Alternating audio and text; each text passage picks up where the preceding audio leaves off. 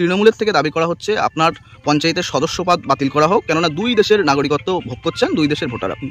ওরা তো সবে বিরোধী দল, ঠিক আছে, সবসময় ওরা মনে করবে মানে বিরোধী দলকে সাথে রাখার জন্য। বিজেপি পঞ্চায়েত মেম্বারের দুই দেশের ভোটার পরিচয় ঘিরে চাঞ্চল্য, বিথারি হাকিমপুরে তোলপাড়। উত্তর 24 পরগনার স্বরূপনগর ব্লকের বিথারি হাকিমপুর গ্রাম পঞ্চায়েতের 100 নম্বর বুথে দেখা দিয়েছে বিস্ফোরক অভিযোগ।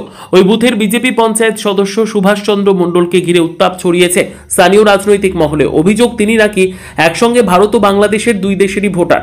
স্থানীয় সূত্রে জানা গেছে, ভারতীয় ভোটার তালিকায় তার নাম রয়েছে 502 নম্বরে, আবার বাংলাদেশের নির্বাচনী তালিকায় তার নাম রয়েছে 361 নম্বরে। এই তথ্য সামনে আসতেই তৃণমূলের তরফে তীব্র প্রশ্ন, একজন নির্বাচিত পঞ্চায়েত সদস্য দুই দেশের ভোটার হন কি করে?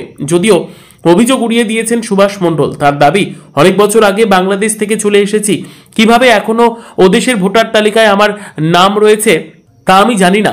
এই ঘটনার জেরে বুথের বিএলওর ভূমিকাও আলোচনায় উঠে আসে। বিএলওকে জিজ্ঞেস করা হলে তিনি জানান, তার কাছ থেকে এখনো ফর্ম ফিল আপ জমা পড়েনি, যদি জমা দেয় তাহলে বিষয়টি উচ্চ আধিকারিকদের সঙ্গে আলোচনা করব। ঘটনাটি প্রকাশ্যে আসতেই এলাকায় তোলপাড় শুরু হয়েছে। আপনি কত সালে এসেছেন? বললাম না, 7-8 থেকে আমি এখানে পড়াশোনা করছি, এই আমার বয়স। আপনি এখন বয়স কত? 40, 41, 42 এরকম। আপনি কত নম্বর বুথের মেম্বার? 100 নম্বর। তৃণমূলের থেকে দাবি করা হচ্ছে আপনার পঞ্চায়েতের সদস্যপদ বাতিল করা হোক, কেননা দুই দেশের নাগরিকত্ব ভোগ করছেন, দুই দেশের ভোটার আপনি। ওরা তো সবে বিরোধী দল, ঠিক আছে, সবসময় ওরা মনে করবে মানে বিরোধী দলকে সাথে রাখার জন্য, কিন্তু ওটা সম্পূর্ণ ভিত্তিহীন, ঠিক আছে। আপনার নাম? সুভাষচন্দ্র। বলছি, এই যে আপনাদের বিথারি গ্রাম পঞ্চায়েতের 100 নম্বর বুথে যে বিজেপির পঞ্চায়েত সদস্য রয়েছে সুভাষচন্দ্র মণ্ডল, বাংলাদেশের ভোটার লিস্টেও নাম রয়েছে, এবার এখানে পঞ্চায়েতের জিতে মেম্বার হয়েছে। দেখুন, এই বিষয়ে তো বলার কিছু নেই। এ বিজেপির যারা আমাদের রাজ্যের নেতা, সেন্ট্রাল মানে কেন্দ্রীয় নেতারা আছেন, তারা অনেক গলা চড়াচ্ছেন। আমরা বারবার বলেছি যে এই যে অনুপ্রবেশ হচ্ছে, এতে মদত দিচ্ছে বিএসএফ। যে বিএসএফ সেন্ট্রাল গভর্নমেন্টের স্বরাষ্ট্র দপ্তরের অধীনে আছে, যার জবাবদিহি করতে হবে অমিত শাহকে, তার জবাবদিহি রাজ্যের প্রশাসন করবে না। তো তার একটা নজির আমরা আপনাদের সামনে তুলে ধরছি। সেটা হলো বিথারি হাকিমপুর গ্রাম পঞ্চায়েত, স্বরূপনগর বিধানসভার অধীনে একটা পঞ্চায়েত।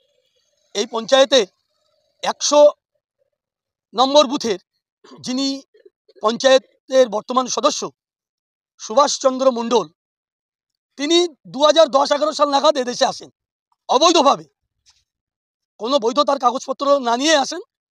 এসে বিজেপি নেতাদের মাধ্যমে, এই বিজেপির নেতাদের মাধ্যমে তাদের পাওয়ারকে কাজে লাগিয়ে পরবর্তীকালে তিনি ভোটার লিস্টে নাম তোলেন এবং এখানে বিজেপির তিনি নেতৃত্ব হয়ে ওঠেন।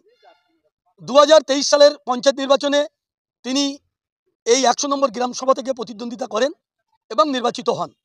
তখনই আমাদের বক্তব্য ছিল যে 2010-11 সাল নাগাদ একটা অবৈধভাবে বাংলাদেশ থেকে আসা ব্যক্তি কিভাবে ভোটার তালিকায় নাম তুললো, কাদের মদতে, এবং 23-এ কিভাবে সে পঞ্চায়েতের নির্বাচনে পদ্মফুল প্রতীকে লড়াই করছেন।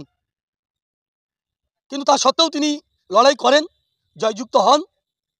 এখন আমাদের কাছে উপযুক্ত নথি সহকারে আপনাদের সামনে আমরা এই কথা বলবো, ওই ব্যক্তি আজও বাংলাদেশের ভোটার তালিকায় তার নাম আছেন।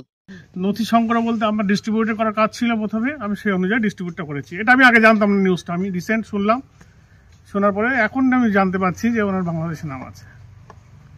সেক্ষেত্রে আপনি কোনো স্টেপ নেবেন? স্টেপ নেবার আমি কেউ না, গভর্নমেন্ট বুঝবে, আমি কে বোঝা স্টেপ নেবারকে। কাগজপত্র কি জমা দিয়েছে? না, এখনো উনি কোনো কিছু জমা দেননি, আমি কিছু এখনো পাইনি। নির্বাচনী আধিকারিক আপনাদের উপরে যারা রয়েছে তাদেরকে কি জানাবেন?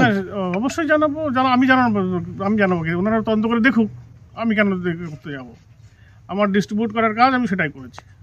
Thank you. আপনার নাম? আমার নাম সুমন মণ্ডল। এরকম ওপাশে ভোটার কার্ড আছে, এপাশে ভোটার কার্ড আছে, কিন্তু এখানে যদি সে এসে থাকে আর যদি হিন্দু হয়, তার এখানে নাগরিকত্ব পাওয়ার অধিকার আছে, তাহলে তাকে সে ডকুমেন্ট দিয়ে তাকে সি এর ফর্ম ভরতে হবে। বাকিদের জন্য সে সুযোগ নেই, যারা করেছে তারা ছাঁটাই হবে এবারে। এবং এই যে ফর্ম ফিল আপ হয়ে যাচ্ছে, ফর্ম ফিল আপ হয়ে যাওয়ার পরে 2 মাস সময় রাখা হয়েছে, জানুয়ারি ফেব্রুয়ারি, যাতে ঠিকমতো সেটা আর ঝাড়াই বাছাই হয় আর সেই যে নাম এসেছে সেটা ভেরিফিকেশন ঠিকমতো হয়। তার জন্য তাকে ডাকা হবে, যে একটা সন্তোষজনক হবে না ডকুমেন্ট।